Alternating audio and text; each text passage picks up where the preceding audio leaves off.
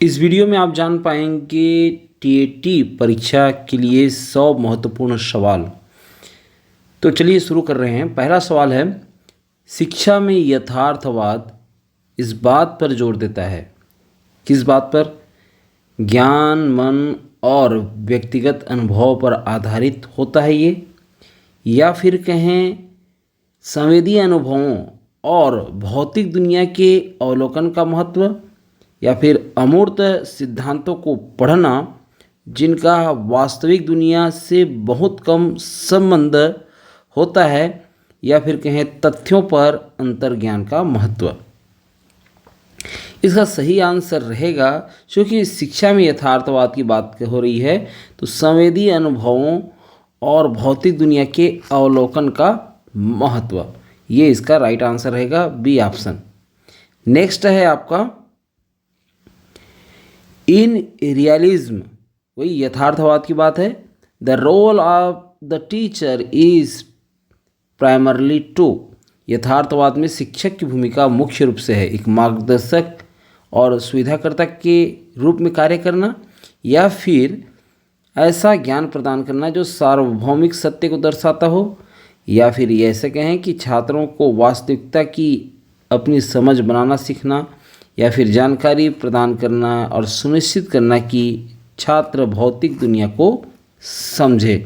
तो इसका सही आंसर है डी ऑप्शन इसका सही आंसर रहेगा।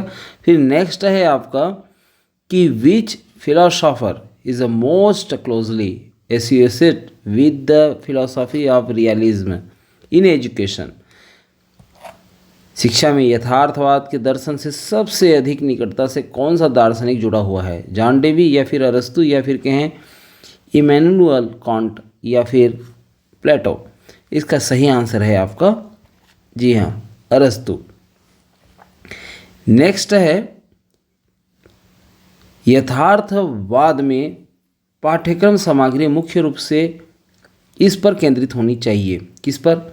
नैतिक और आध्यात्मिक विकास पर, या फिर कहें भौतिक विज्ञान और वस्तुनिष्ठ ज्ञान पर, या हम कहें भावनात्मक बुद्धिमत्ता और सामाजिक विकास, या कलात्मक रचनात्मकता और कल्पना। क्या होगा इसका सही आंसर? इसका सही आंसर आपका है भौतिक विज्ञान और वस्तुनिष्ठ ज्ञान। नेक्स्ट है यथार्थवादी शिक्षा निम्नलिखित की वकालत करेगी? प्राकृतिक दुनिया और वैज्ञानिक तथ्यों पर आधारित पाठ्यक्रम का, या फिर कहें कल्पना और रचनात्मकता पर जोर, या फिर नैतिक और नैतिक विकास, या छात्र को अपना पाठ्यक्रम बनाने की अनुमति देना। सही इसका आंसर है प्राकृतिक दुनिया और वैज्ञानिक तथ्यों पर आधारित पाठ्यक्रम। नेक्स्ट है शिक्षा में व्यवहारिकता इस बात पर जोर देती है कि सत्य की खोज निश्चित और निरपेक्ष के रूप में, समस्या समाधान, व्यवहारिक कौशल और वास्तविक दुनिया के अनुप्रयोग, पिछली दार्शनिक शिक्षाओं से सीखना, या फिर वास्तविक जीवन की स्थितियों से अलग अमूर्त सीखने के अनुभव। शिक्षा में व्यवहारिकता इस बात पर जोर देती है कि समस्या समाधान हो और व्यवहारिक कौशल और वास्तविक दुनिया के अनुप्रयोग हों। फिर है आपका व्यवहारिकता के दर्शन के अनुसार शिक्षक की भूमिका है एक निश्चित पाठ्यक्रम से ज्ञान प्राप्त करना, या फिर ऐसा वातावरण बनाना जहां छात्र व्यवहारिक अनुभव के माध्यम से सीखे और अमूर्त सैद्धांतिक अवधारणा सिखाए, ये तीसरा ऑप्शन है। और चौथा ऑप्शन है सख्त अनुशासन और संरचना लागू करें। व्यवहारिकता के दर्शन के अनुसार शिक्षक की भूमिका होगा ऐसा वातावरण बनाना जहां छात्र व्यवहारिक अनुभव के माध्यम से सीखे।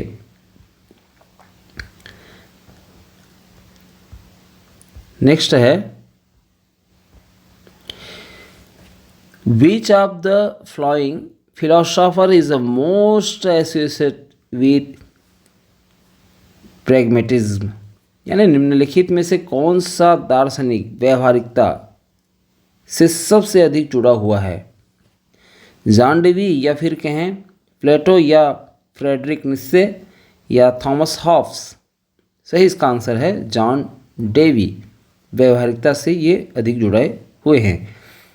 नेक्स्ट है व्यवहारिक कक्षा में सीखने को इस रूप से देखा जाता है कि वास्तविक दुनिया से अलग एक व्यक्तिगत बौद्धिक खोज, या फिर कहें एक सहयोगात्मक संवादात्मक प्रक्रिया जो वास्तविक समस्या को हल करने के लिए सीधे लागू होती है, या फिर कहें तथ्यों और विचारों को याद रखना या व्याख्यानों को निष्क्रिय रूप से सुनना। सही इसका आंसर रहेगा आपका एक सहयोगात्मक संवादात्मक प्रक्रिया जो वास्तविक समस्या को हल करने के लिए सीधे लागू होती है। नेक्स्ट है कि सत्य का व्यवहारिक दृष्टिकोण है निश्चित और निरपेक्ष, व्यक्ति की धारणा पर आधारित, या फिर अनुभव और व्यवहारिक परिणामों के माध्यम से विकसित, या फिर कहें प्राचीन परंपराओं से प्राप्त। सही इसका आंसर रहेगा अनुभव और व्यवहारिक परिणामों के माध्यम से विकसित।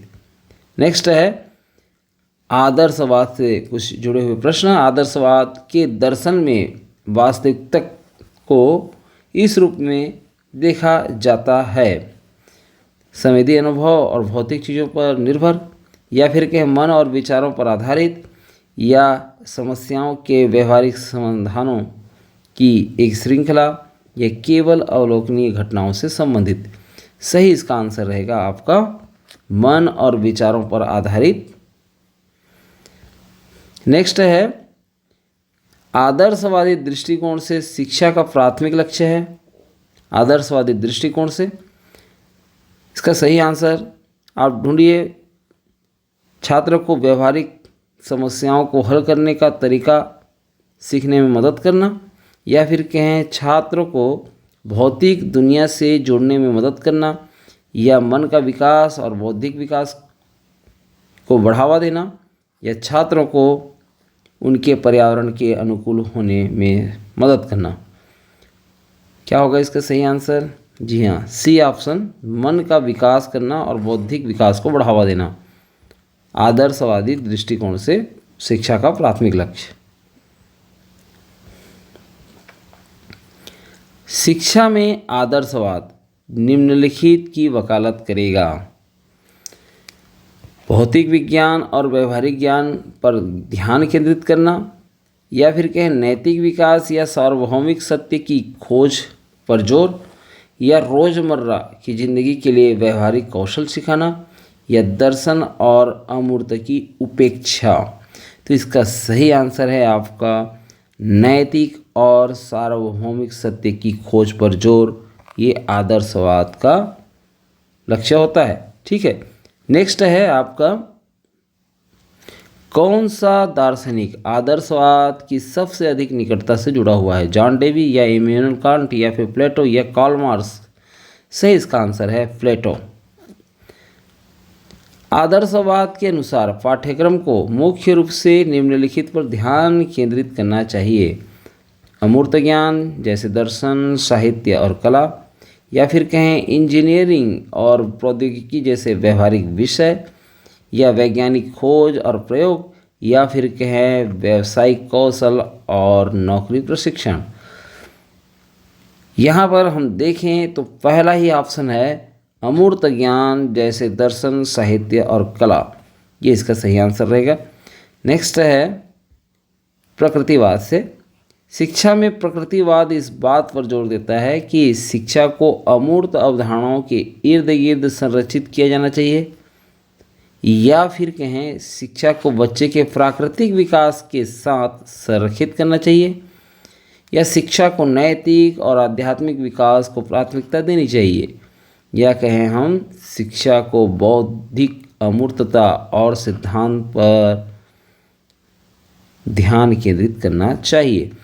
अब यहाँ पर हम देखें तो प्रकृतिवाद से रिलेटेड ये क्वेश्चन है। तो शिक्षा को बच्चे की प्राकृतिक विकास के साथ संरक्षित करना चाहिए। प्रकृतिवाद का मानना है कि सबसे अच्छी शिक्षा होती है अत्यधिक संरचित और नियंत्रित वातावरण में। ये तो अनुशासन की बात हो गई। और प्रकृति और वास्तविक दुनिया के संपर्क के माध्यम से, या फिर कहें औपचारिक परीक्षण और आकलन के माध्यम से, या शिक्षा केंद्रित शिक्षा में। तो देखिए इसका सही आंसर आपका प्रकृति से रिलेटेड है। प्रकृतिवाद तो प्रकृति और वास्तविक दुनिया के संपर्क के माध्यम से।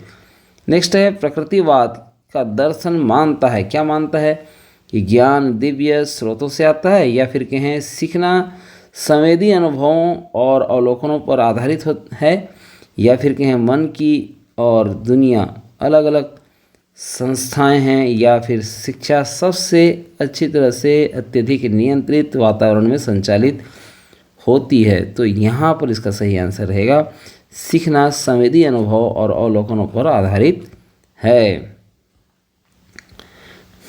अगला प्रश्न है कि शिक्षा की प्रकृतिवादी परंपरा में अग्रणी दार्शनिक किसे माना जाता है? जीन जैक्स रूसो, या फिर जॉन डेवी, या फिर कहें अरस्तु, या फिर कहें हम इमैनुअल कांट। तो सही इसका आंसर रहेगा जीन जैक्स रूसो को कहा जाता है। ठीक है। नेक्स्ट है, प्रकृतिवाद जोर देता है व्यवहारिक कौशल पर सैद्धांतिक अवधारणाओं का महत्व, या फिर कहें छात्र की ज़रूरतों और प्राकृतिक अनुभव पर केंद्रित पाठ्यक्रम, या फिर कहें सीखने के माहौल पर सख्त शिक्षक नियंत्रण, या फिर अमूर्त दार्शनिक अवधारणाओं को पढ़ना। यहाँ पर हम देखें प्रकृतिवाद जोर देता है, तो यहाँ छात्र की ज़रूरत और प्राकृतिक अनुभवों पर केंद्रित पाठ्यक्रम इसका सही आंसर रहेगा। नेक्स्ट है, व्यावहारिकता सीखने की प्रक्रिया में निम्नलिखित में से किसे बढ़ावा देती है? व्यावहारिकता सीखने की प्रक्रिया में किसे बढ़ावा देगी? व्यावहारिक अनुप्रयोग की तुलना में सैद्धांतिक समझ पर ध्यान केंद्रित करना, या फिर कहें हम प्रयोग, समस्या समाधान और सहयोग के माध्यम से सीखना, या फिर शिक्षक का निष्क्रिय अवलोकन, या फिर अमूर्त तर्क पर ध्यान केंद्रित करना। सही इसका आंसर रहेगा प्रयोग, समस्या समाधान और सहयोग के माध्यम से सीखना। ये व्यावहारिकता सीखने की प्रक्रिया में इसे बढ़ावा देती है। नेक्स्ट है आपका, आदर्शवाद में सत्य को इस रूप में देखा जाता है सापेक्ष और व्यक्तिपरक, या फिर कि वस्तुनिष्ठ और अनुभव पर आधारित, या स्थिर और मन पर आधारित, या संवेदी इनपुट पर निर्भर। क्या होगा इसका सही आंसर? स्थिर और मन पर आधारित। आदर्शवाद में सत्य को इस रूप में देखा जाता है स्थिर और मन पर आधारित। शिक्षा पर आदर्शवादी दृष्टिकोण निम्नलिखित के महत्व पर जोर देता है। शिक्षा पर आदर्शवादी दृष्टिकोण नौकरी की सफलता के लिए व्यवहारिक कौशल विकसित करना, या फिर सार्वभौमिक सत्य सिखाना और आलोचनात्मक सोच विकसित करना, या फिर कहें वैज्ञानिक ज्ञान और प्रयोग पर ध्यान केंद्रित करना, या शिक्षा को वास्तविक दुनिया की चुनौती के अनुकूल बनाना। सही इसका आंसर रहेगा सार्वभौमिक सत्य सिखाना और आलोचनात्मक सोच विकसित करना। यथार्थवादी मानते हैं शिक्षा की प्राथमिक भूमिका है नैतिक और भावनात्मक विकास को बढ़ावा देना, या छात्रों को प्राकृतिक दुनिया में नेविगेट करना और बौद्धिक वास्तविकता को समझना सिखाना, या फिर कहें अमूर्त सैद्धांतिक सोच को बढ़ावा देना, या रचनात्मक अभिव्यक्ति और व्यक्तित्व को प्रोत्साहित करना। सही इसका आंसर रहेगा आपका जी हाँ, बी ऑप्शन, छात्रों को प्राकृतिक दुनिया में नेविगेट करना और भौतिक वास्तविकता को समझना सीखना। प्रकृतिवादी का तर्क होता है कि शिक्षा को इस पर ध्यान केंद्रित करना चाहिए। किस पर? प्रकृतिवाद के लिए नैतिक शिक्षा और अमूर्त तर्क पर, या फिर प्रकृति के माध्यम से ठोस अनुभव और सीखना, या फिर कहें औपचारिक व्याख्यान के माध्यम से बौद्धिक विकास या तत्व मीमांसा और ज्ञान मीमांसा जैसी अमूर्त अवधारणाएं। सही इसका आंसर रहेगा प्रकृति के माध्यम से ठोस अनुभव और सीखना। शिक्षा के लिए व्यवहारिक दृष्टिकोण पर जोर देता है। ये व्याख्यान और याद के माध्यम से निष्क्रिय सीखना या फिर कहें वास्तविक दुनिया की समस्याओं और अनुभवों के माध्यम से सीखना या फिर कहें सार्वभौमिक सत्य और निश्चित सिद्धांतों को पढ़ाना या फिर सख्त शिक्षक अधिकार और नियंत्रण। सही इसका आंसर रहेगा आपका बी, वास्तविक दुनिया की समस्याओं और अनुभवों के माध्यम से सीखना। नेक्स्ट है आपका आदर्शवाद के अनुसार पाठ्यक्रम होना चाहिए वैज्ञानिक जांच और व्यवहारिक कौशल पर केंद्रित या तार्किक तर्क और अमूर्त विचार के इर्द गिर्द संरचित या प्राकृतिक दुनिया और वास्तविक जीवन के अनुभवों में निहित या फिर समाज की तात्कालिक जरूरतों पर आधारित। सही इसका आंसर रहेगा आपका बी, तार्किक तर्क और अमूर्त विचार के इर्द गिर्द संरचित। ये आदर्शवाद के अनुसार पाठ्यक्रम होना चाहिए। आदर्शवाद में वही अमूर्त विचार के इर्द गिर्द ही संरचित होती है। इस चीज़ को आप थोड़ा सा नोट करेंगे। नेक्स्ट है आपका शिक्षा में यथार्थवाद सबसे अधिक महत्व देता है। शिक्षा में यथार्थवाद कल्पना और रचनात्मकता में या फिर कहें तथ्य और वस्तुनिष्ठ ज्ञान में या आध्यात्मिक विकास या व्यक्तिगत आत्मनिरीक्षण में या फिर कहें भावनात्मक और सामाजिक विकास में। सही इसका आंसर रहेगा आपका तथ्य और वस्तुनिष्ठ ज्ञान। ये यथार्थवाद में सबसे अधिक महत्व देता है। नेक्स्ट है आपका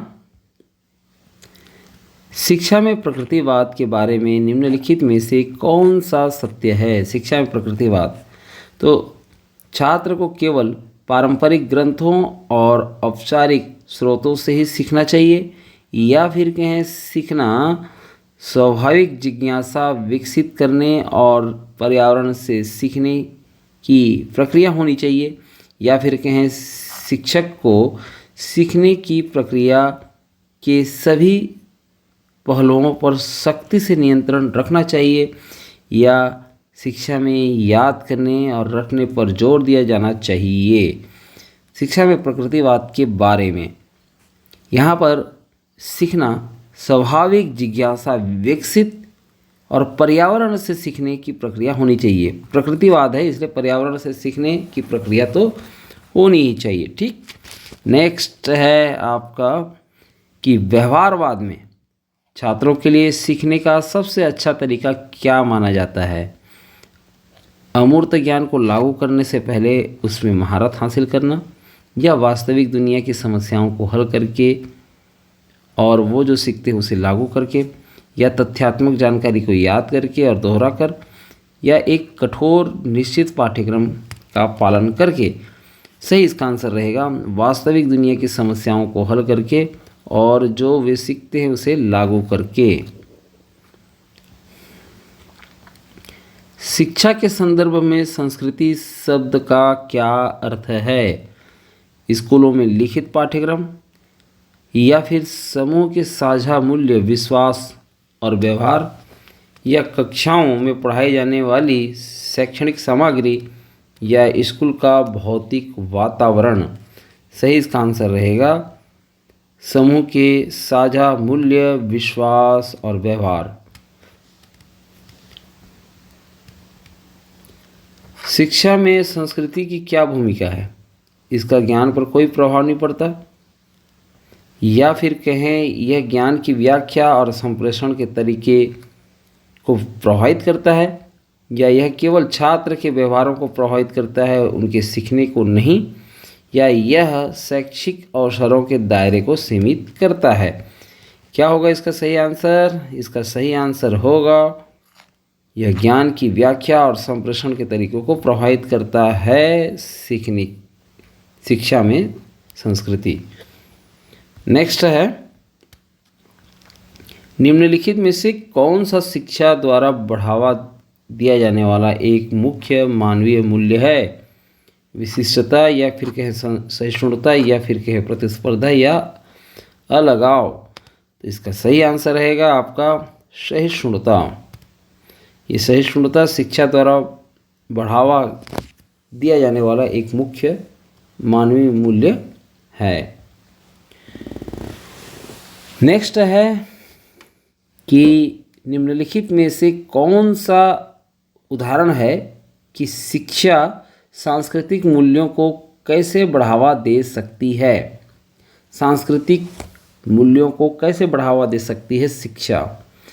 छात्र को उनके सांस्कृतिक मानदंडों के बारे में गंभीरता से सोचने के लिए प्रोत्साहित करना, या छात्र को आधुनिकता के पक्ष में पारंपरिक प्रथाओं को अस्वीकार करना सिखाना, या फिर कहें छात्र को बिना किसी सवाल के सख्ती से निर्धारित नियमों का पालन करने के लिए प्रोत्साहित करना, या छात्र को बिना किसी चर्चा के अन्य संस्कृतियों का इतिहास पढ़ाना। क्या होगा इसका सही आंसर? जी हाँ, छात्र को उनके सांस्कृतिक मानदंडों के बारे में गंभीरता से सोचने के लिए प्रोत्साहित करना। नेक्स्ट है आपका शिक्षा में सांस्कृतिक सापेक्षवाद की अवधारणा क्या है। यह विश्वास कि सभी संस्कृतियां समान हैं और उनके साथ ऐसा ही व्यवहार किया जाना चाहिए, या फिर कहें यह विचार कि एक संस्कृति अन्य सभी से श्रेष्ठ है, या फिर कहें एक संस्कृति के मूल्यों को दूसरों पर थोपने की प्रथा, या यह विचार कि कुछ संस्कृतियां पुरानी और अप्रासंगिक है। इसका सही आंसर रहेगा यह विश्वास कि सभी संस्कृतियां समान हैं और उनके साथ ऐसा ही व्यवहार किया जाना चाहिए। नेक्स्ट है शिक्षा के संदर्भ में मानव गरिमा का क्या अर्थ है। बिना किसी प्रतिबंध के चुनाव करने की क्षमता, या फिर कहें प्रत्येक व्यक्ति के लिए निहित मूल्य और सम्मान, या छात्रों की शैक्षणिक उपलब्धियों की मान्यता, या फिर कहें छात्रों द्वारा स्कूलों के नियमों का पालन करने का महत्व। शिक्षा के संदर्भ में मानव गरिमा का क्या अर्थ है। मानव गरिमा का अर्थ होगा प्रत्येक व्यक्ति के लिए निहित मूल्य और सम्मान। नेक्स्ट है निम्नलिखित में कौन सा शिक्षा मानवीय मूल्यों के बीच के संबंध का सबसे अच्छा वर्णन करता है। शिक्षा केवल शैक्षणिक उपलब्धि पर केंद्रित है, मूल्यों पर कोई जोर नहीं है, या फिर कहें शिक्षा छात्रों को जिम्मेदार नागरिक बनाकर या सिखाकर कि मानवीय मूल्य प्रदान करती है, या फिर कहें शिक्षा छात्रों की व्यक्तिगत मूल्यों के बारे में सीखने से हतोत्साहित करती हैं, या शिक्षा केवल तकनीकी कौशल सिखाती है, मूल्य नहीं। देखिए इसका आंसर तो यही होगा कि शिक्षा छात्रों को जिम्मेदार नागरिक बनाकर सिखाकर और मानवीय मूल्य प्रदान करती है। तो ये इस तरह से शिक्षा और मानवीय मूल्य के बीच में संबंध हुआ। नेक्स्ट है कि स्कूलों में नैतिक शिक्षा और मानवीय मूल्यों के महत्व पर जोर देने के लिए कौन से दार्शनिक जाने जाते हैं। जॉन डेवी, या फिर कहीं कार्ल मार्क्स, या फिर एमिल दुर्खिम, या फिर फ्रेडरिक नीत्शे।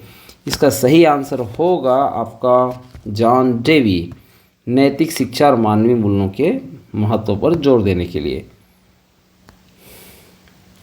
शिक्षा सांस्कृतिक पहचान के विकास में किस प्रकार योगदान देती है। छात्रों को उनकी अपनी सांस्कृतिक विरासत और परंपराओं के बारे में सिखाकर, या फिर कहें छात्रों को विभिन्न संस्कृतियों के बारे में सीखने से हतोत्साहित करके, या फिर कहें छात्र को यह सिखाकर कि सभी संस्कृतियां एक जैसी हैं, या फिर केवल शैक्षणिक विषयों पर ध्यान केंद्रित करके। सही इसका आंसर रहेगा आपका छात्र को उनकी अपनी सांस्कृतिक विरासत और परंपराओं के बारे में सिखा करके। शिक्षा सांस्कृतिक पहचान के विकास में, ठीक है। नेक्स्ट है स्कूली पाठ्यक्रम में मूल्यों की शिक्षा की क्या भूमिका है। केवल शैक्षणिक ज्ञान पर ध्यान केंद्रित करना, यहाँ पर केवल की बात आ गई देखिए, ठीक है। या फिर कहें छात्र को विशिष्ट नैतिक सिद्धांत सिखाना और उन्हें जीवन में कैसे लागू करना है यह सिखाना। या फिर कहें छात्रों को तकनीकी और व्यावसायिक करियर के लिए तैयार करना, या शारीरिक फिटनेस और खेल पर ध्यान केंद्रित करना। तो यहाँ पर मूल्यों की शिक्षा नैतिक सिद्धांत पर आधारित होती है, तो उसे जीवन में लागू कैसे करना है ये सिखाना है, ये भी ऑप्शन इसका राइट आंसर होगा। नेक्स्ट है, निम्नलिखित में से कौन सा शिक्षा के माध्यम से सिखाया जाने वाला प्रमुख मानवीय मूल्य नहीं है? करुणा है, या सम्मान है, या आक्रामकता, या ईमानदारी? सही इसका आंसर है, देखिए नहीं है की बात हो रही है ना, तो यहाँ आक्रामकता ये नहीं है, एग्रेशन, ठीक है। फिर है आगे, बहुसांस्कृतिक शिक्षा की अवधारणा का उद्देश्य है एक संस्कृति के दूसरे पर प्रभुत्व को बढ़ावा देना, या फिर छात्रों को विविध सांस्कृतिक पृष्ठभूमि को पहचाना और महत्व देना, या फिर कहें छात्रों के विविध संस्कृतियों के संपर्क को सीमित करना, या फिर कहें केवल एक संस्कृति की भाषा और इतिहास सिखाना। सही इसका आंसर रहेगा छात्रों को विविध सांस्कृतिक पृष्ठभूमि को पहचानना और महत्व देना, ये राइट आंसर है। नेक्स्ट है आपका, निम्नलिखित में से कौन सा समाज के सांस्कृतिक मूल्यों पर शिक्षा के सकारात्मक प्रभाव का एक उदाहरण है? यह छात्रों को रूढ़िवादिता और पूर्वाग्रहों को बनाए रखने के लिए प्रोत्साहित करता है, क्या ऐसा करता है? या फिर कहें कि यह छात्रों को विविधता का सम्मान करना और विभिन्न दृष्टिकोणों को समझना सिखाता है? या फिर कहें यह व्यक्तिगत सांस्कृतिक पहचान की अभिव्यक्ति को हतोत्साहित करता है? या फिर यह केवल शिक्षा के आर्थिक लाभों पर ध्यान केंद्रित करता है? सही इसका आंसर रहेगा आपका बी ऑप्शन, यह छात्रों को विविधता का सम्मान करना और विभिन्न दृष्टिकोण को समझना सिखाता है। क्या चीज़? समाज के सांस्कृतिक मूल्यों पर शिक्षा के सकारात्मक प्रभाव की बात हो रही है। नेक्स्ट है, शिक्षा में न्याय का सिद्धांत संदर्भित करता है। न्याय का सिद्धांत यह सुनिश्चित करना है कि सभी छात्रों को शैक्षिक संसाधन और अवसरों तक समान पहुँच हो। बिल्कुल न्याय का सिद्धांत तो है ही है।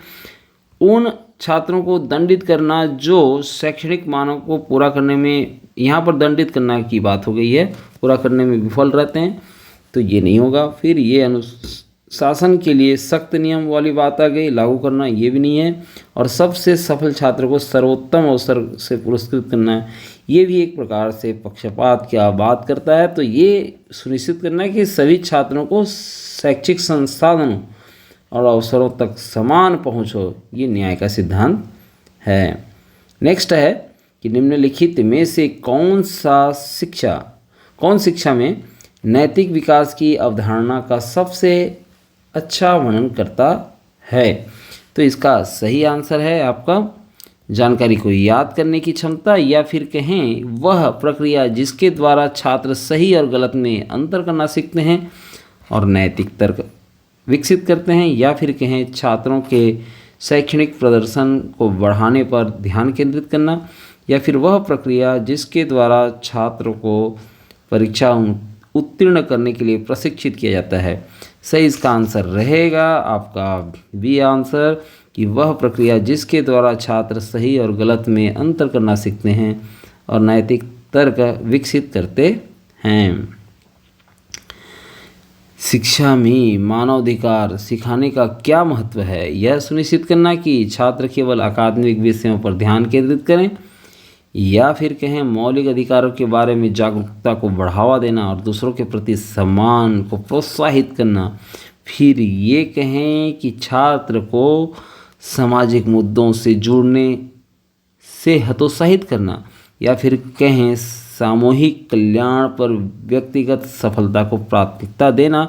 क्या लगता है आपको इसका सही आंसर क्या है? जी हाँ, इसका सही आंसर बी ऑप्शन है, मौलिक अधिकार के बारे में जागरूकता बढ़ाना और दूसरों के प्रति सम्मान को प्रोत्साहित करना।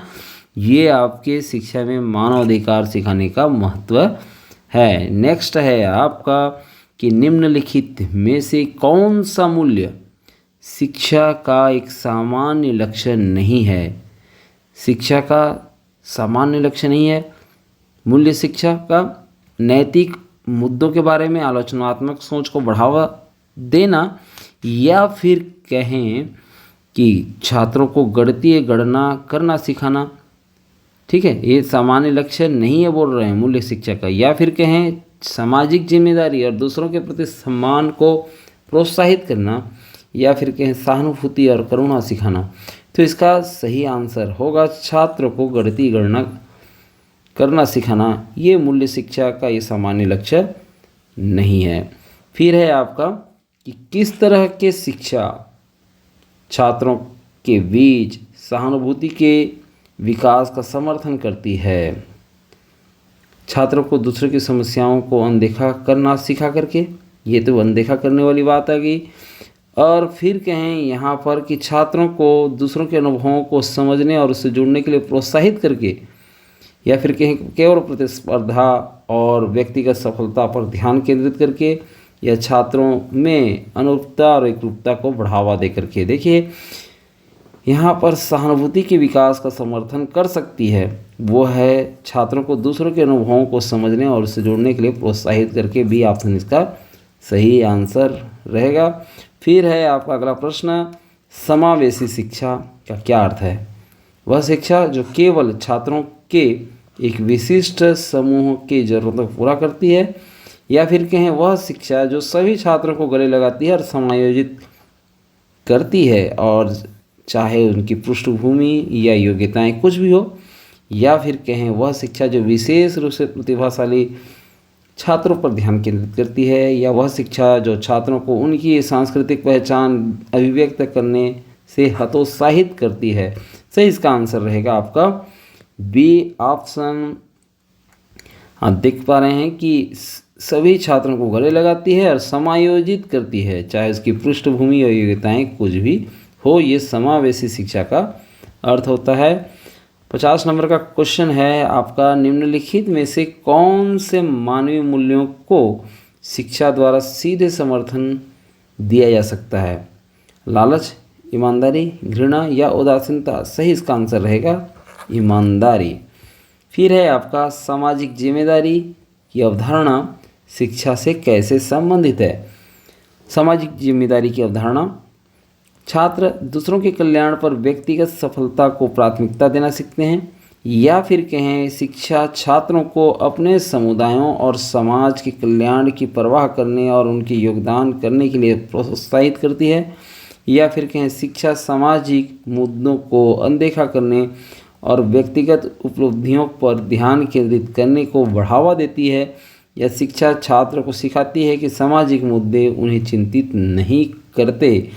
इसका सही आंसर रहेगा आपका बी ऑप्शन, कि शिक्षा छात्रों को अपने समुदायों और समाज के कल्याण की परवाह करने और उनके योगदान करने के लिए प्रोत्साहित करती है। ये सामाजिक जिम्मेदारी। फिर है नेक्स्ट है आपका कि स्कूल में नागरिकता शिक्षा की क्या भूमिका है? स्कूलों में नागरिकता शिक्षा की छात्रों को आज्ञाकारी बनाना और बिना सवाल के अधिकार का पालन करना सिखाना, या फिर कहें छात्रों को समाज में सक्रिय भागीदार के रूप में उनके अधिकारों, जिम्मेदारियों और भूमिकाओं के बारे में सिखाना, या फिर कहें केवल अकादमिक विषयों पर ध्यान केंद्रित करना, या फिर छात्रों को राजनीतिक या सामाजिक चर्चाओं में शामिल होने के लिए हतोत्साहित करना। सही इसका आंसर रहेगा छात्रों को समाज में सक्रिय भागीदार के रूप में उनके अधिकारों और जिम्मेदारियों की भूमिकाओं के बारे में सिखाना। ये इसका सही आंसर रहेगा। नेक्स्ट है आपका कि निम्नलिखित में से कौन सा अंतर सांस्कृतिक शिक्षा के लक्ष्य का सबसे अच्छा प्रतिनिधित्व करता है? छात्रों को यह सिखाना कि एक संस्कृति दूसरों से बेहतर है, या फिर विभिन्न सांस्कृतिक समूहों के बीच समझ, सम्मान और संवाद को बढ़ावा देना, या फिर छात्रों को अपनी संस्कृति के अलावा अन्य संस्कृतियों के बारे में सीखने से रोकने की बात हो रही है यहाँ पर, या फिर कहें वैश्विक सहयोग पर राष्ट्रवादी मूल्यों को बढ़ावा देने पर ध्यान केंद्रित करना। यहाँ पर अंतर सांस्कृतिक शिक्षा के लक्ष्य के बारे में आपको कौन सा सही ऑप्शन नज़र आ रहा है। यहाँ पर विभिन्न सांस्कृतिक समूहों के बीच समझ, सम्मान और संवाद को बढ़ाना ये अंतर सांस्कृतिक का लक्ष्य है। नेक्स्ट है कि निम्नलिखित में से कौन सी मानव मूल्य शिक्षा की एक प्रमुख विशेषता है। मानव मूल्य शिक्षा की कि यह केवल अकादमिक प्रदर्शन पर केंद्रित है या यह आलोचनात्मक सोच, सहानुभूति और नैतिक व्यवहार के विकास पर जोर देता है। यह छात्रों को अपनी भावनाओं को व्यक्त करने से हतोत्साहित करता है या फिर कहीं यह सैद्धांतिक अवधारणाओं तक ही पढ़ाने में सीमित है। देखिए सही इसका आंसर होगा बी ऑप्शन। यह आलोचनात्मक सोच, सहानुभूति और नैतिक व्यवहार के विकास पर जोर देता है। ठीक है। विविधताओं के प्रति सम्मान की क्या भूमिका है शिक्षा में। छात्रों को विभिन्न सांस्कृतिक मूल्यों और प्रथाओं को अस्वीकार करने के लिए प्रोत्साहित करना या फिर कहें विभिन्न सांस्कृतिक पृष्ठभूमि की समझ और प्रशंसा को बढ़ावा देना, या छात्रों को नई संस्कृति की खोज करने के लिए हतोत्साहित करना, या फिर कहें केवल व्यक्तिगत शैक्षणिक सफलता पर ध्यान केंद्रित करना। तो विविधता के प्रति सम्मान वाली जैसे बात आती है तो इसमें इसका ऑप्शन जो है सही रहेगा कि विभिन्न सांस्कृतिक पृष्ठभूमि की समझ और प्रशंसा को बढ़ावा देना। नेक्स्ट है लोकतांत्रिक सिद्धांत को बढ़ावा देने वाली शिक्षा के साथ कौन सा मूल्य सबसे अधिक निकटता से जुड़ा हुआ है। लोकतांत्रिक सिद्धांत को बढ़ावा देने वाली शिक्षा, अधिनायकवाद या समानता और न्याय या फिर विशिष्टता या फिर प्रतिस्पर्धा।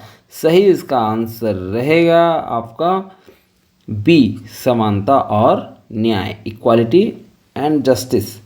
फिर है आपका शिक्षा में शैक्षिक जो शिक्षा लैंगिक समानता में कैसे योगदान देती है। लैंगिक समानता से संबंधित है तो यह सिखाकर कि लिंग भूमिकाएं स्थिर और निर्विवाद रहनी चाहिए, या फिर सभी लिंगों के लिए समान अवसर और सम्मान प्रदान करके, या यह सिखाकर कि पुरुष महिलाओं से श्रेष्ठ है, या महिलाओं के लिए करियर के अवसरों को सीमित करके। सही इसका आंसर क्या रहेगा। जी हाँ, सही इसका आंसर रहेगा सभी लिंगों के लिए समान अवसर और सम्मान प्रदान करके।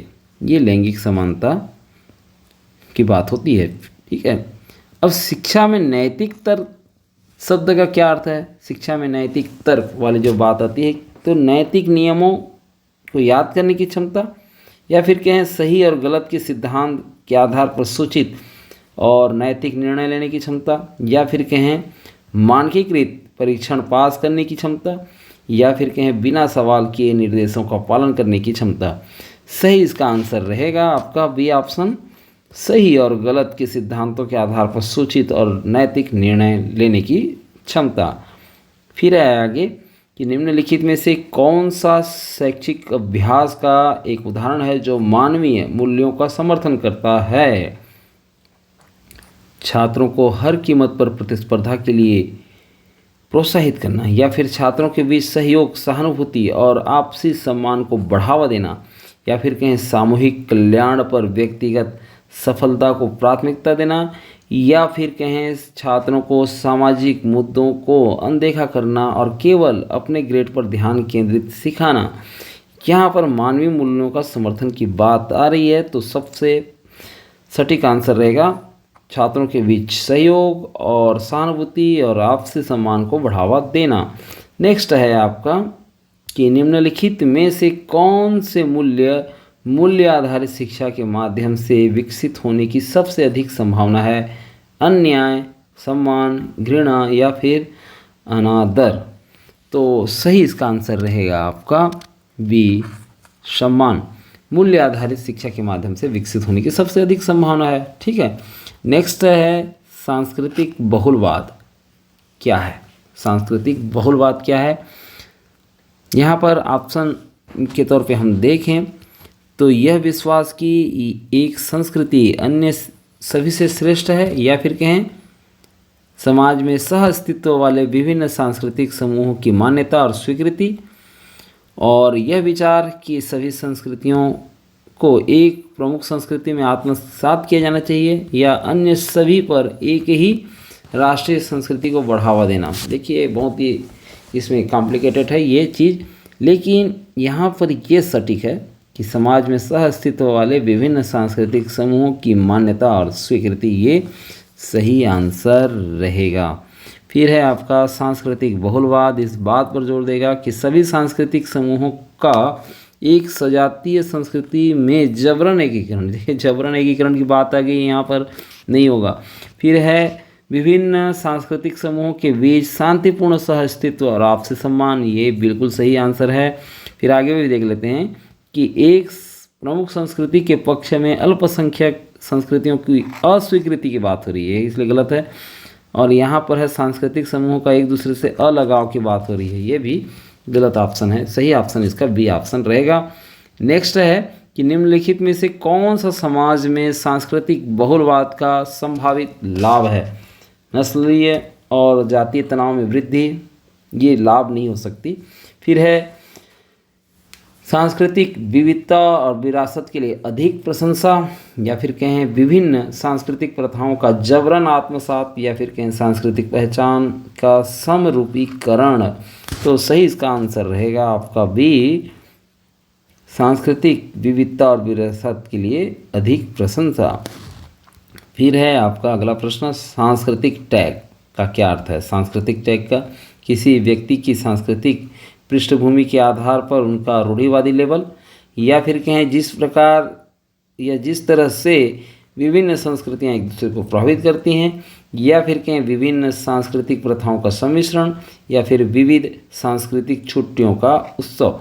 सही इसका आंसर रहेगा आपका ये ऑप्शन है, किसी व्यक्ति के सांस्कृतिक पृष्ठभूमि के आधार पर उसका रूढ़िवादी लेवल। नेक्स्ट है आपका अगला प्रश्न कि सांस्कृतिक टैग समाज में व्यक्तियों या फिर समूहों को नकारात्मक रूप से कैसे प्रभावित कर सकते हैं? सभी संस्कृतियों के लिए समानता और सम्मान का बढ़ावा देकर के, या फिर कहें समझ और आपसी सहयोग को बढ़ावा देकर के, या समाज में जो सांस्कृतिक टैग है वो अवसरों को सीमित करके और नकारात्मक रूढ़ियों को मजबूत करके, या फिर कहें सांस्कृतिक आदान प्रदान और संवाद को प्रोत्साहित करके। तो सही इसका आंसर रहेगा आपका शेष अवसर को सीमित करके और नकारात्मक रूढ़ियों को मजबूत करके। ये सांस्कृतिक टैग समाज में व्यक्तियों का या समूह के नकारात्मक रूप से कैसे प्रभावित करते हैं? नकारात्मक की बात हो रही है, इसलिए सी ऑप्शन इसका सही आंसर रहेगा। फिर है आगे, सांस्कृतिक संघर्ष तब होता है, कब होता है? जब विभिन्न सांस्कृतिक समूह अपने परंपराओं और प्रथाओं को शांतिपूर्वक साझा करते हैं। देखिए शांतिपूर्वक साझा करते हैं तो कैसे होगा संघर्ष। फिर आगे हम देखें कि विभिन्न सांस्कृतिक मूल्यों या मानदंडों के बीच टकराव और असहमति की बात हो रही है, तो संघर्ष तो होगा, इसलिए बी ऑप्शन सही होगा। और सांस्कृतिक समूहों को बिना किसी प्रतिरोध एक प्रमुख संस्कृति में आत्मसात किया जाता है, या फिर कहें एक संस्कृति को समाज के सभी सदस्यों द्वारा पूरी तरह से स्वीकार किया जाता है, तो ये नहीं है, बी ऑप्शन इसका राइट आंसर है। फिर है आगे, निम्नलिखित में से कौन सा सांस्कृतिक संघर्ष का एक उदाहरण है? विभिन्न सांस्कृतिक त्योहारों को मनाने वाला एक बहुत सांस्कृतिक समुदाय, या फिर कहें विभिन्न धार्मिक प्रथाओं पर दो सांस्कृतिक समूहों के बीच में मतभेद, या फिर कहें स्कूल में विभिन्न विश्व संस्कृतियों के बारे में सीखने वाले छात्र, या फिर देशों के बीच समझ को बढ़ावा देने वाला एक सांस्कृतिक आदान प्रदान कार्यक्रम। यहाँ पर सांस्कृतिक संघर्ष का उदाहरण कौन सा होगा? बी ऑप्शन सटीक है, भिन्न धार्मिक प्रथाओं पर दो सांस्कृतिक समूह के बीच में मतभेद। नेक्स्ट है, सांस्कृतिक संघर्ष का एक संभावित कारण क्या है? विभिन्न संस्कृति प्रथाओं के लिए समझ और सम्मान, या फिर सांस्कृतिक समूहों के बीच भिन्न मूल्यों, विश्वासों और रीति रिवाज का अस्तित्व, या फिर कहें समुदाय में सांस्कृतिक एकीकरण को बढ़ावा देना, या फिर कहें शिक्षा में सांस्कृतिक विविधता की मान्यता। यहाँ पर जो आंसर आपका बन के आएगा वह है बी ऑप्शन, सांस्कृतिक समूहों के बीच भिन्न मूल्यों, विश्वासों और रीति रिवाजों का अस्तित्व। अगला प्रश्न है कि सांस्कृतिक बहुलवाद सांस्कृतिक संघर्षों को कम करने में मदद करता है। प्रत्येक संस्कृति को दूसरे पर हावी होने के लिए प्रोत्साहित करना, या फिर विभिन्न सांस्कृतिक समूहों के बीच में समझ, सम्मान और संवाद को बढ़ावा देना, या फिर लोगों को अपनी सांस्कृतिक पहचान छोड़ने के लिए मजबूर करना, या फिर कहें समाज में सांस्कृतिक समूहों की संख्या सीमित करना। सांस्कृतिक बहुलवाद सांस्कृतिक संघर्षों को कम करने में मदद करता है, क्योंकि विभिन्न सांस्कृतिक समूहों के बीच में समझ और सम्मान और संवाद को बढ़ावा देता है ये, इसलिए बी ऑप्शन इसका राइट आंसर रहेगा। सांस्कृतिक बहुलवाद की अवधारणा आत्मसात करने को कैसे चुनौती देती है?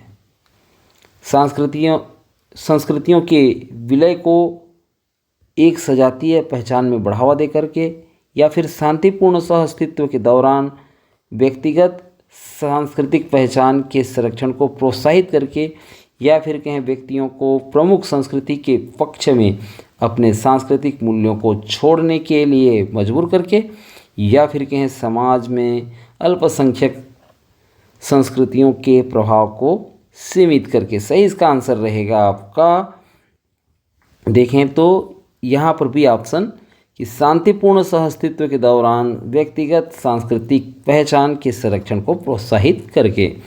नेक्स्ट है आपका मूल्य संकट।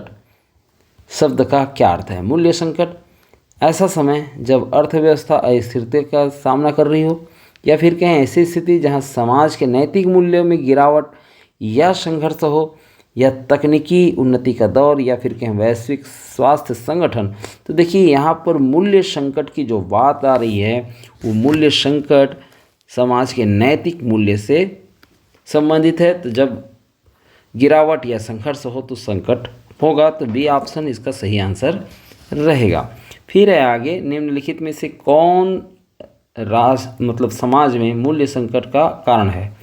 समाज में मूल्य संकट का कारण सोशल मीडिया का बढ़ता उपयोग और व्यक्तिगत जो वैश्विक संस्कृतियों से परिचय ये है, या फिर कहें व्यक्तिवाद और भौतिकवाद पर अधिक जोर, या फिर कहें व्यापक भ्रष्टाचार और नैतिक नेतृत्व में की कमी, या उपरोक्त सभी।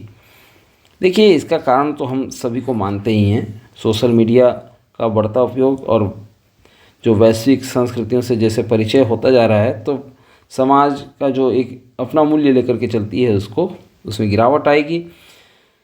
सारे ऑप्शन इसके सही हैं, उपरोक्त सभी। नेक्स्ट है, मूल्य संकट शिक्षा को कैसे प्रभावित करता है? इससे शिक्षा के महत्व में कमी आती है, या फिर कहें इससे नैतिक विकास को बढ़ावा देने में शिक्षकों को चुनौतियां पैदा करती है, या फिर इससे छात्रों को सभी पारंपरिक मूल्यों को अस्वीकार करने के लिए प्रोत्साहित किया जाता है, या फिर इससे शैक्षिक मानकों में सुधार होता है। सही इसका आंसर रहेगा आपका कि इसे नैतिक विकास को बढ़ावा देने में शिक्षकों के लिए चुनौतियां पैदा होती है। ये मूल्य संकट शिक्षा को इस तरह से प्रभावित करती है। नेक्स्ट है कि निम्नलिखित में से कौन सा मूल्य संकट का उदाहरण है?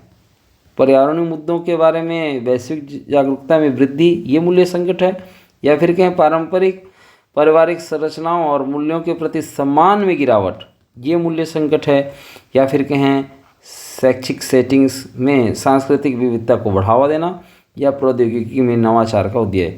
तो यहाँ पर मैं देख रहा हूँ तो ये जो बी ऑप्शन है आपका कि पारिवारिक संरचना और मूल्यों के सम्मान में गिरावट की जो बात आ रही है, यही मूल्य संकट है। बाकी तो होना ही चाहिए शिक्षा का लक्ष्य, ठीक है।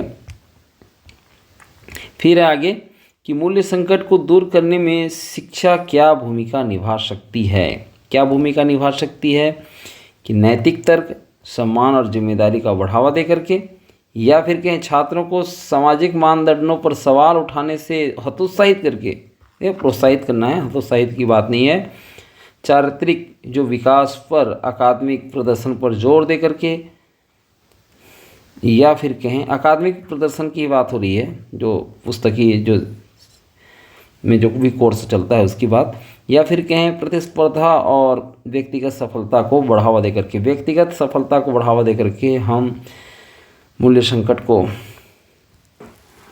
दूर नहीं कर सकते। इसका सही आंसर रहेगा आपका पहला ही ऑप्शन, नैतिक तर्क और सम्मान और जिम्मेदारी को बढ़ावा देकर के। शिक्षा में मूल्य संकट का संभावित परिणाम निम्नलिखित में से कौन सा है? छात्रों को सही और गलत को समझने में संघर्ष करना पड़ सकता है, या फिर शिक्षा प्रणाली केवल शैक्षणिक उपलब्धियों पर ध्यान केंद्रित कर सकती है, चरित्र निर्माण की अनदेखी कर सकती है, या फिर छात्रों के बीच में सामाजिक विश्वास और नैतिक अखंडता का नुकसान होगा, या फिर कहीं उपरोक्त सभी। तो इसका सही आंसर रहेगा उपरोक्त सभी। नेक्स्ट है कि मूल्य संकट के दौरान निम्नलिखित में से कौन से मूल्य खो जाने का जोखिम है? जिम्मेदारी और जवाबदेही, या फिर दूसरों के लिए सम्मान और सहानुभूति, या ईमानदारी और इंटीग्रिटी या ऑनेस्टी की बात हो रही है, दोनों का अर्थ ईमानदारी होता है तो अलग अलग अर्थों में, या फिर कहें उपरोक्त सभी। तो इसका सही आंसर रहेगा उपरोक्त सभी। ये सभी मूल्य खो जाने का डर रहेगा। फिर आगे है मूल्य संकट से निपटने में स्कूली छात्र कैसे मदद कर सकते हैं? नैतिक और नैतिक शिक्षा को शामिल करने वाला पाठ्यक्रम प्रदान करके, या फिर कहें छात्रों को मूल्य के बारे में आलोचनात्मक सोच में संलग्न होने से हतोत्साहित करके, या केवल अकादमिक प्रदर्शन पर ध्यान केंद्रित करने को बढ़ावा दे करके, या छात्रों को वास्तविक दुनिया के मुद्दों से अलग करके। तो इसका सही आंसर रहेगा आपका क्या रहेगा? मूल्य संकट से निपटने में स्कूली छात्रों का कैसे मदद? तो नैतिक और नैतिक शिक्षा को शामिल करने वाला पाठ्यक्रम प्रदान करके। ठीक है। नेक्स्ट है आपका निम्नलिखित में से कौन सा स्कूलों में मूल्य शिक्षा की उपेक्षा का परिणाम है? मजबूत समुदाय और सामाजिक बंधन, या फिर कहें सांस्कृतिक विविधता के लिए अधिक सम्मान, या फिर कहें अनैतिक व्यवहारों में वृद्धि जैसे धोखाधड़ी और बेईमानी, या फिर कहें समग्र छात्र विकास पर ध्यान। ये क्या है कि मूल्य शिक्षा का उपेक्षा का परिणाम क्या है? तो यहाँ पर अनैतिक व्यवहारों में वृद्धि जैसे धोखाधड़ी और बेईमानी ये इसका परिणाम है। बाकी सब चीज़ तो ठीक है ना। फिर यहाँ पर देखें हम कि मूल्य संकट और युवा व्यवहार के बीच में क्या संबंध है। मूल्य संकट के दौरान युवा व्यवहार अधिक रचनात्मक और जिम्मेदार बन जाता है, या फिर कि मूल्य संकट के दौरान युवा भ्रमित और विद्रोही और मोहभंग होने की संभावना है, या मूल्य संकट के दौरान युवा व्यवहार अप्रासंगिक हो जाता है, या फिर युवा व्यवहार हमेशा बेहतर होता है। बताइए इसका सही आंसर क्या होगा? यही इसका सही आंसर ये होगा कि युवाओं के भ्रमित और विद्रोही और मोहभंग की संभावना होती है। फिर है अगला क्वेश्चन आपका कि मूल्य संकट को हल करने के लिए शिक्षा का ध्यान निम्नलिखित में से किस पर होना चाहिए?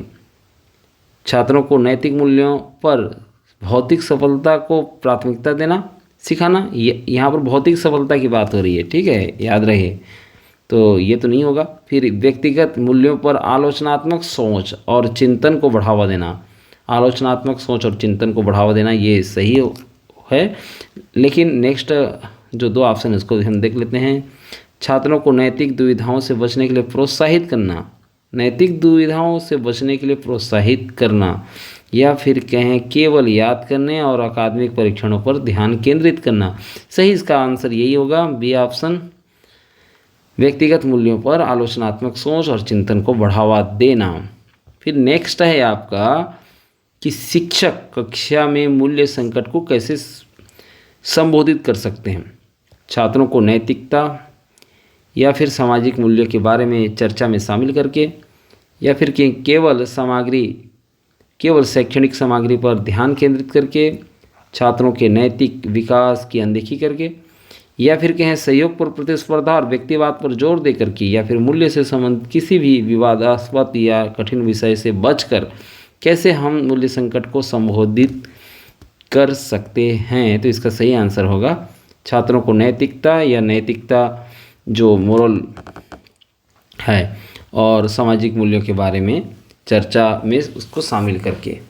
फिर है आगे आपका कि छात्रों के बीच मूल्य संकट में वृद्धि का एक मूल्य कारण क्या है? मूल्य संकट में जो वृद्धि है उसका मूल कारण यही कि सामूहिक सामाजिक लक्ष्य पर अत्यधिक जोर, या फिर कहें व्यक्तिगत सांस्कृतिक और नैतिक दृष्टिकोण के संपर्क में कमी, या फिर पारंपरिक शैक्षिक प्रणालियों का सख्त प्रवर्तन, या फिर व्यक्तिगत उपलब्धियों और भौतिक सफलता पर अधिक ध्यान। देखिए, इसलिए कि व्यक्तिगत उपलब्धि और भौतिक सफलता पर अधिक ध्यान जा रहा है, इसलिए मूल्य संकट में वृद्धि ये ज़्यादा देखने को मिल रही है। नेक्स्ट है कि कौन सा स्कूलों में नैतिक शिक्षा का एक उदाहरण है, कौन सा स्कूलों में कि नैतिक निहितार्थों के संदर्भ के बिना छात्रों को केवल अकादमिक विषय पढ़ाना, या फिर कहें छात्रों को अपने अंक सुधारने के लिए परीक्षा में नकल करने के लिए प्रोत्साहित करना, या छात्रों को ईमानदारी, निष्ठा और जिम्मेदारी का महत्व सिखाना, या फिर कहें सहयोग की कीमत पर प्रतिस्पर्धा और व्यक्तिगत सफलता को बढ़ावा देना। सही इसका आंसर रहेगा आपका छात्रों को ईमानदारी और निष्ठा और जिम्मेदारी का महत्व सिखाना। नेक्स्ट है मूल्य संकट को संबोधित करने में निम्नलिखित में से कौन सा मूल्य आवश्यक है? विविधता के लिए सहिष्णुता और सम्मान, या फिर कहें सामूहिक कल्याण पर व्यक्तिगत सफलता पर जोर, या फिर भौतिक संपदा और व्यक्तिगत लाभ पर ध्यान केंद्रित करना, या फिर कहें आलोचनात्मक मूल्यांकन के बिना पारंपरिक तरीके का सख्त पालन। सही इसका आंसर रहेगा आपका विविधता के लिए सहिष्णुता और सम्मान। फिर आगे मूल्य संकट के दौरान छात्रों को नैतिक मूल्य विकसित करने में मदद करने के लिए शैक्षिक संस्थान क्या कर सकते हैं? वो ये कि नैतिक नेतृत्व और सामुदायिक सेवा को बढ़ावा देने वाली पाठ्येतर गतिविधियां प्रदान करें, या फिर करें कि छात्रों को केवल अकादमिक उपलब्धियों पर होती है, तो ये फिर इस टाइप का बात नहीं है कि मूल्य जो संकट है वो टल जाएगा। या फिर कहें सामाजिक न्याय के मुद्दों में छात्रों की भागीदारी, हतोत्साहित वाली बात आ गई, हतोत्साहित करें, या फिर कहें इस विचार को बढ़ावा दें कि सफलता केवल वित्तीय भौतिक लाभ पर रहे, ये नहीं होगा। सही इसका आंसर है आपका ये आंसर कि नैतिक नेतृत्व और सामुदायिक सेवा को बढ़ावा देने वाली पाठ्येतर गतिविधियां प्रदान करें। नेक्स्ट है आपका कि मूल्य संकट के दौरान शिक्षा की निम्नलिखित में से कौन सी विशेषता है कि छात्रों को केवल तकनीकी और व्यावसायिक कौशल सिखाने पर ध्यान दे। यहाँ पर केवल तकनीकी और व्यावसायिक कौशल सिखाने पर ध्यान दे, ये मूल्य संकट के दौरान शिक्षा की विशेषता होनी चाहिए? जी नहीं, ये नहीं होनी चाहिए। फिर आगे हम देखें चारित्रिक जो विकास है और सामाजिक जिम्मेदारी पर ध्यान न देना। चरित्र विकास और सामाजिक जिम्मेदारी पर ध्यान न देना, ये मूल्य संकट के दौरान शिक्षा की विशेषता हो सकती है, तभी तो मूल्य संकट हुआ, तो ये बी ऑप्शन इसका सही होगा। फिर आगे हम देखें नैतिक और नैतिक मूल्यों को बढ़ावा देने पर अधिक जोर देना, या फिर कहें छात्रों के सामाजिक और भावनात्मक विकास की अनदेखी करना। ठीक है, तो बी ऑप्शन ही इसका राइट आंसर है। नेक्स्ट है आपका नैतिक शिक्षा का लक्ष्य क्या हासिल करता है? नैतिकता पर विचार किए बिना छात्रों को पेशेवर कैरियर के लिए तैयार करना, या फिर कहें छात्रों को नैतिक व्यवहार, सामाजिक जिम्मेदारी या दूसरों के प्रति सम्मान सिखाना, या केवल सैद्धांतिक नैतिक अवधारणाओं पर ध्यान केंद्रित करना जिनका वास्तविक दुनिया में कोई अनुप्रयोग नहीं है, या फिर कहें हम नैतिक व्यवहार पर अकादमिक प्रदर्शन को प्राथमिकता देना। सही इसका आंसर रहेगा, सही इसका आंसर बी ऑप्शन, छात्रों को नैतिक व्यवहार और सामाजिक जिम्मेदारी या दूसरों के प्रति सम्मान सिखाना, ये नैतिक शिक्षा का लक्ष्य है। नेक्स्ट है आपका मूल्य संकट के दौरान शिक्षा में मानवीय मूल्यों को पढ़ाने का क्या महत्व है? मानवीय मूल्यों को आप पढ़ा रहे हो मूल्य संकट के दौरान, तो यह छात्रों को केवल प्रतिस्पर्धा और व्यक्तिगत सफलता पर ध्यान केंद्रित करने में मदद करेगा, या फिर कहें हम यह सहानुभूति, न्याय और निष्पक्षता के महत्व के बारे में जागरूकता पैदा करता है। जी हाँ, या यह छात्रों को सामुदायिक गतिविधियों में शामिल करने में हतोत्साहित करती है, नहीं है ये।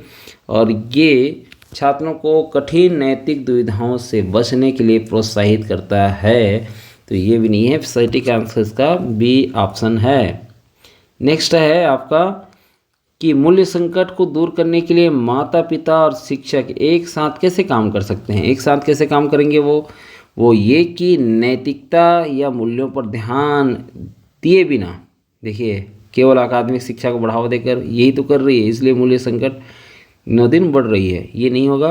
फिर आगे हम देखें नैतिक व्यवहार का मॉडल बना करके और घर और स्कूल दोनों में मूल्यों की चर्चा करके, ये होगा तब ठीक रहेगा। फिर छात्रों को बिना किसी मार्गदर्शन के अपने निर्णय लेने की अनुमति देकर के वो स्वयं में कर पाते तो बात ही नहीं आती है ना। तो चरित्र विकास पर भौतिक संपदा को प्राथमिकता देकर के कभी नहीं होगा, इसमें उपभोगवादी दृष्टिकोण और बढ़ती है। इसलिए सही इसका आंसर रहेगा आपका नैतिक व्यवहार का मॉडल बना करके घर स्कूल दोनों में मूल्यों का चर्चा करके हम मूल्य संकट को दूर करने में एक साथ काम कर सकते हैं। यहाँ पर माता पिता और शिक्षक को एक साथ काम करने की सलाह दी जा रही है। नेक्स्ट है एकीकरण के लिए शिक्षा मुख्य रूप से किस पर ध्यान केंद्रित करती है। एकीकरण के लिए तो यहाँ पर जो छात्रों को कार्यबल के लिए विशिष्ट नौकरी कौशल सिखाना, इससे या फिर मनुष्य जो समाज के भीतर विभिन्न समूहों के सामाजिक और सांस्कृतिक एकीकरण को बढ़ावा देकर के या छात्रों को विविध सांस्कृतिक प्रभावों से खुद को अलग करने के लिए प्रोत्साहित करना। खुद को कैसे अलग करोगे तो फिर गड़बड़ हो जाएगा। फिर आगे हम देखें छात्रों को सामूहिक कल्याण पर अपनी व्यक्तिगत ज़रूरतों को प्राथमिकता देना सिखाना है। व्यक्तिगत ज़रूरतों को प्राथमिकता देना नहीं है, इसमें बी ऑप्शन सही है कि समाज के भीतर विविध समूहों के सामाजिक और सांस्कृतिक एकीकरण को बढ़ावा देना। फिर है आगे एकीकरण को बढ़ावा देने में शिक्षा का मुख्य लाभ निम्नलिखित में से कौन सा है। तो विभिन्न सांस्कृतिक समूहों के अलगाव को प्रोत्साहित करता है ये एकीकरण को बढ़ावा देने वाली शिक्षा में, या फिर कहें कि विभिन्न पृष्ठभूमियों के लोगों के बीच में समझ, सम्मान और सहयोग को बढ़ावा देता है। जी हाँ, ये सही है। और विभिन्न संस्कृतियों के संपर्क को सीमित नहीं करता और छात्रों के वैश्विक मुद्दों को समझने में की क्षमता को कम करता है। नहीं, सही इसका आंसर है बी ऑप्शन। फिर है आगे आपका निम्नलिखित में से कौन सा शैक्षिक एकीकरण का उदाहरण है। कौन सा है। एक ऐसा स्कूल जो केवल एक सांस्कृतिक या जातीय पृष्ठभूमि के छात्रों को स्वीकार करता है, या फिर कहें हम एक ऐसा पाठ्यक्रम जिसमें विविध संस्कृतियों, मूल्यों और परंपराओं पर पाठ शामिल है, या एक नीति जो विभिन्न सामाजिक मूल्य समूहों के बीच में बातचीत को हतोत्साहित करता है, या फिर कहें एकरूपता और सांस्कृतिक विविधता को खत्म करने पर ध्यान नहीं। यहाँ पर जो यह है कि एक पाठ्यक्रम जिसमें विविध संस्कृतियों और मूल्यों और परंपराओं पर पाठ शामिल है, ये शैक्षिक एकीकरण का एक उदाहरण है। फिर है आगे आपका कि सामाजिक एकीकरण में शिक्षा की भूमिका क्या है। वो ये कि यह छात्रों को सांस्कृतिक पृष्ठभूमि के आधार पर अलग करता है, या फिर कहें यह विविध सांस्कृतिक समूहों को एक दूसरे से बातचीत करने और समझने के लिए एक मंच प्रदान करता है, या फिर कहें यह सांस्कृतिक मतभेदों को अनदेखा करता है और एक ही सांस्कृतिक मानदंड को बढ़ावा देता है, या फिर कहें यह विभिन्न पृष्ठभूमि के छात्रों के एकीकरण को हतोत्साहित करता है। सामाजिक एकीकरण की बात हो रही है तो यहाँ पर जो भी ऑप्शन है, यह विविध सांस्कृतिक समूहों को एक दूसरे से बातचीत करने और समझने के लिए मंच प्रदान करती है, ये सटीक आंसर होगा। फिर है आगे स्कूल शिक्षा के माध्यम से एकीकरण को कैसे बढ़ावा दे सकते हैं। स्कूल शिक्षा के माध्यम से जातीयता या धर्म के आधार पर छात्रों को अलग करके, या फिर कहें छात्रों को सहयोग करने और एक दूसरे की संस्कृतियों के बारे में जानकारी लेने के अवसर प्रदान करने में, या फिर कहें छात्रों के विभिन्न दृष्टिकोणों और संस्कृतियों के संपर्क को सीमित करके या फिर कहें छात्रों के बीच सहयोग के बजाय प्रतिस्पर्धा पर जोर दे करके। सही इसका आंसर रहेगा बी ऑप्शन, कि छात्रों को सहयोग करने और एक दूसरे की संस्कृतियों के बारे में जानने का अवसर प्रदान करके। फिर है आगे आपका कि लोकतंत्र में शिक्षा की प्राथमिक भूमिका है आज्ञाकारी नागरिक बनाना जो बिना किसी सवाल से सरकारी आदेशों का पालन करे। ये लोकतंत्र में तो ये बात नहीं है, ये नहीं होनी चाहिए भी। फिर है आगे व्यक्तियों को नागरिक जीवन में सक्रिय रूप से भाग लेने और समुचित निर्णय लेने के लिए तैयार करना, ये है। ठीक है। फिर है आगे आम जनता के लिए सूचना तक पहुंच को सीमित करना। देखिए सूचना तक नहीं, आगे भी हमको पहुंचना है जनता को, है ना। फिर आगे है यह सुनिश्चित करना कि छात्रों को केवल पारंपरिक मूल्यों और रीति रिवाजों ही सिखाए जाए, नहीं। यही है बी ऑप्शन इसका सही आंसर है। लोकतंत्र में शिक्षा की प्राथमिक भूमिका वो ये कि व्यक्तियों को नागरिक जीवन की में एक सक्रिय रूप से भाग लेने और सूचित निर्णय है समुचित निर्णय के लिए तैयार करना।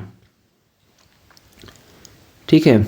नेक्स्ट है आपका कि शिक्षा लोकतंत्र के सिद्धांत में किस प्रकार योगदान देती है।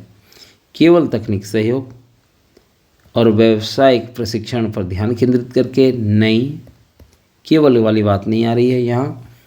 फिर उसके बाद है कि व्यक्तिगत स्वतंत्रता, आलोचनात्मक सोच और सामाजिक और राजनीतिक जीवन में भागीदारी को बढ़ावा दे करके, ये सही है। फिर है आगे छात्रों को प्राधिकरण या सरकारी नीतियों पर सवाल उठाने पर हतोत्साहित करके, हतोत्साहित नहीं करना है। फिर है आगे है दूसरों पर एक ही सांस्कृतिक या वैचारिक दृष्टिकोण पर जोर दे करके। सही इसका आंसर रहेगा व्यक्तिगत स्वतंत्रता, आलोचनात्मक सोच, सामाजिक और राजनीतिक जीवन में भागीदारी को बढ़ावा दे करके। नेक्स्ट है आपका कि निम्नलिखित में से कौन सी लोकतांत्रिक समाज में शिक्षा की एक आवश्यक विशेषता है। असहमति और वैकल्पिक दृष्टिकोण को दबाना, या फिर विविध पृष्ठभूमि के छात्रों के बीच सक्रिय भागीदारी और संवाद को प्रोत्साहित करना, या बिना सवाल के सरकार के प्रति वफादारी की भावना को बढ़ावा देना, या फिर कहें लोकतंत्र प्रक्रियाओं और स्वतंत्रताओं तक पहुंच को सीमित करना। सही इसका आंसर रहेगा आपका विविध पृष्ठभूमि के छात्रों के बीच सक्रिय भागीदारी या संवाद को प्रोत्साहित करना। ये लोकतांत्रिक समाज में शिक्षा की एक आवश्यक विशेषता होती है। फिर है आगे आपका एक लोकतांत्रिक समाज में शिक्षा को छात्रों की मदद करनी चाहिए, आलोचनात्मक और स्वतंत्र रूप से सोचने की क्षमता विकसित करके। फिर है आगे इसमें देख लेंगे और ऑप्शन में कि पारंपरिक या प्रमुख विचारधाराओं को बिना किसी सवाल के स्वीकार करना, नहीं, बिना किसी सवाल के। कैसे समाज की ज़रूरतों पर विचार किए बिना केवल व्यक्तिगत सफलता प्राप्त करने पर ध्यान केंद्रित करना, या फिर कहें एक ही राजनीतिक या सामाजिक दृष्टिकोण के अनुरूप होना। सही इसका आंसर रहेगा आपका आलोचनात्मक और स्वतंत्र रूप से सोचने की क्षमता विकसित करना। फिर है अगला प्रश्न, और ये आखिरी प्रश्न है इस वीडियो में, कि लोकतंत्र और शिक्षा के बीच क्या संबंध है। लोकतंत्र और शिक्षा के बीच में कि लोकतंत्र को एक सूचित, सक्रिय और जिम्मेदार नागरिक को बढ़ावा देने के लिए शिक्षा की आवश्यकता होती है। लोकतंत्र में शिक्षा को कुछ प्रकार के ज्ञान तक पहुंच को सीमित करना चाहिए। देखिए सीमित वाली जो बात आती है या केवल होती है, इस प्रकार से जब ऑप्शन में रहते हैं तो वो उस पर थोड़ा डाउट जाता ही है।